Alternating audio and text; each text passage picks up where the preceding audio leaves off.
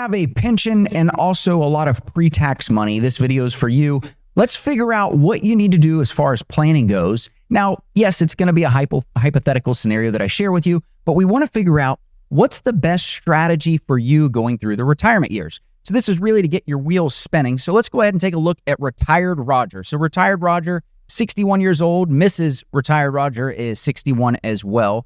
As far as expenses go, a lot of that is going to come in on their goals tab. They're actually spending $6,000 every single month for their expenses through retirement at 2.5% inflation increasing each year.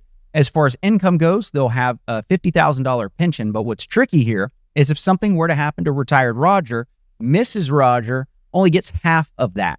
And so we've got to make sure that we're calculating that into the plan as well. Also, we've got a 3% annual increase for inflation there for him with the pension. Mrs. Roger wasn't working. She was a home maker at the house. She was taking care of the kids. And so when it comes to that, she does not get a Social Security benefit, but she'll get half of what Roger gets. Retired Roger's getting $1,900 a month at 62, but we've got him taking Social Security at age 70. And so that's just the basic breakdown for what we've got in the plan. Now let's take a look here. Investment-wise, he has $400,000 all pre-tax money that was in his 401k.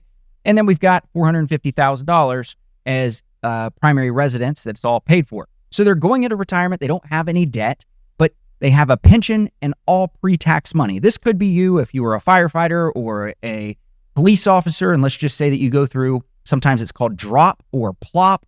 Depending on where you're located, there's different things there. Or maybe you just worked for a company that had a pension and they also had a 401k for you there. And so if we're looking at this and the breakdown, as far as everything goes in the basics, his general plan over here on the right side is the current plan. Everything's looking really good. We love to see 100% probability of success, and we actually say oftentimes you can spend a little bit more.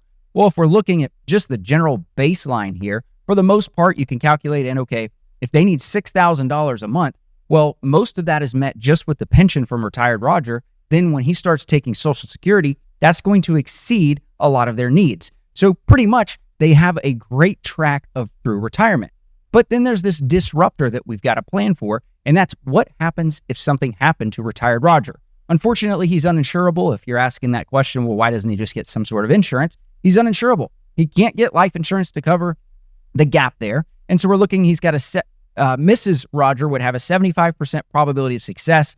Little money left at the end of the plan. That's kind of pushing it if she were to be a widow at their age of 70. So if he passes away. So we've currently got the investment set up. So he's getting a 60-40 allocation there with the retirement investments, just to give you an idea of what this is calculating.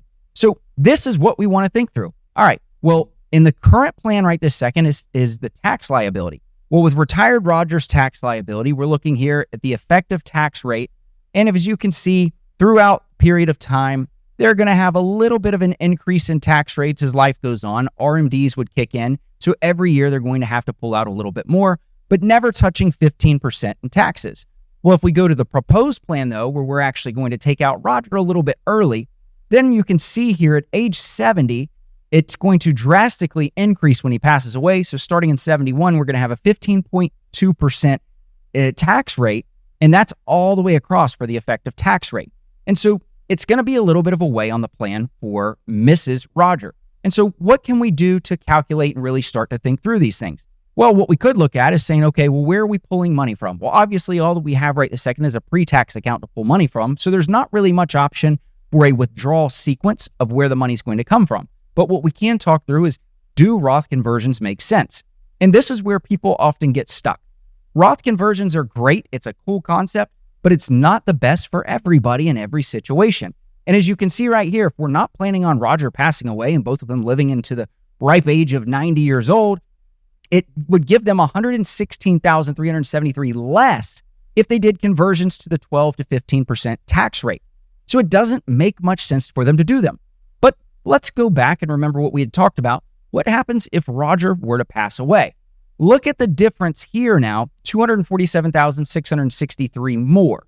And so that would allow Mrs. Roger to have a little bit more of a cushion if they did conversions all the way up ultimately until right at the passing of retired Roger.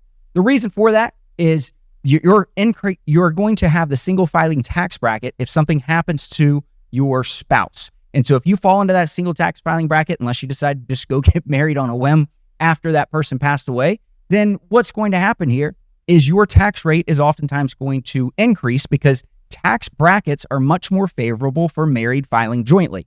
And so in this scenario, we want to look at a lot of different things with this, such as, hey, what happens if Roger were to pass away early? What's the strain on the plan? Now, if you could say, well, Mrs. Roger would pass away, but if Mrs. Roger passed away, the thing about that is the pension is going to still pay out 100% to retired Roger. Sure, maybe his tax rate will increase a little bit, but he's going to make it. She, on the other hand, is going to be cutting it a little bit close. And so when you're looking at Roth conversions, when you're looking at planning and you're looking at all these strategies, don't just think through, what if we all make it to 90? Because ultimately, we don't know the date we're going to pass. And so we've got to figure out all these little nuances to make sure that you're calculating for that. So make sure if you've got a pension, if you've got all pre-tax coming in, and especially if you have a spouse that's getting a pension, and then if something happened to them, you would get a decrease, you are planning for that. Thanks for watching. If you want to learn more about Jazz Wealth and how we can help as fiduciary advisors, go to jazzwealth.com. If you want more educational content, be sure to check out our videos here.